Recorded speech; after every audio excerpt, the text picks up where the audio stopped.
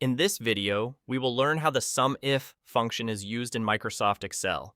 So here you see, we have data of our products and the category of it, whether it's a clothing product or an accessories product.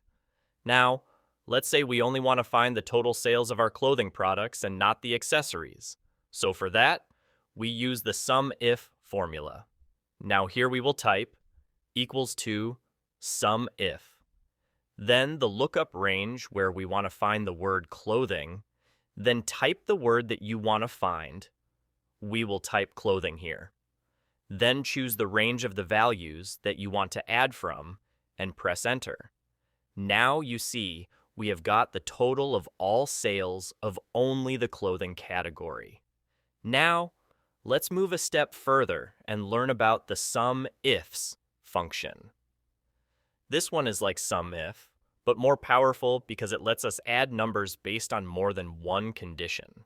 So, using the same data, imagine we want to find the total sales of clothing products, but only those sales that are greater than 150. For this, we use the SUMIFS formula. Here's how we do it.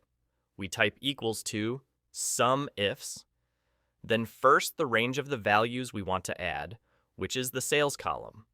Next, we select the first criteria range where we want to check for the word clothing, then type the word clothing as the first condition. After that, we select the second criteria range where we want to put another condition, which is the sales column again, and type the second condition as greater than 150. Now press enter, and you see Excel adds the sales for clothing products, but only those where sales are above 150. So, in this case, it adds only jeans and hoodies, as they have above 150 in sales and are a clothing product, giving us the total 450. That's how the SUMIF and the SUMIFS function helps you add numbers based on multiple conditions in Microsoft Excel. Make sure to subscribe for more future videos where I break down every single Excel formula in an easy step-by-step process.